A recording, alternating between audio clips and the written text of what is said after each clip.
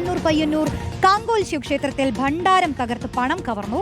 ക്ഷേത്ര പരിസരത്ത് ഭണ്ഡാരം ഉപേക്ഷിക്കപ്പെട്ട നിലയിൽ കണ്ടെത്തി. മോഷ്ടാവിന്റെ CCTV ദൃശ്യങ്ങൾ പുറത്തുവന്നു. കാണാം.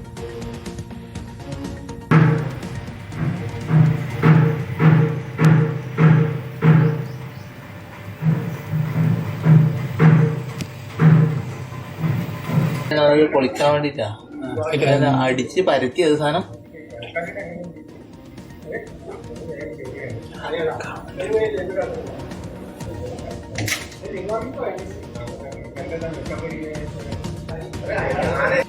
പൊളിക്കാൻ വേണ്ടിട്ടാ അടിച്ച് പരത്തിയത് സാധനം.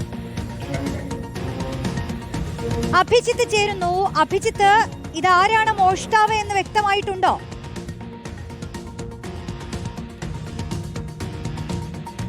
റോഷ്നി, നിലവിൽ മോഷ്ടാവ് ആരാണെന്ന് തിരിച്ചറിഞ്ഞിട്ടില്ല. പക്ഷേ തിരിച്ചറിയാൻ പറ്റുന്ന ആ രീതിയിലുള്ള സൂചനകൾ പോലീസിന് ലഭിച്ചിട്ടുണ്ട് എന്നാണ് നമ്മൾ മനസ്സിലാക്കുന്നത്. അതിനുള്ള ഏറ്റവും പ്രധാനപ്പെട്ട ഒരു തെളിവായിട്ടുള്ളത് ആ CCTV ദൃശ്യങ്ങൾ തന്നെയാണ്. അതിൽ അധികം പ്രായമില്ലാത്ത ഒരാളാണ് ഈ മോഷണം നടത്തിയത് എന്ന നിഗമനത്തിലേക്ക് പോലീസ് എത്തുകയും ചെയ്യുന്നുണ്ട്. അപ്പോൾ അതുമായി ബന്ധപ്പെട്ട അന്വേഷണവും ആരംഭിച്ചിട്ടുണ്ട്.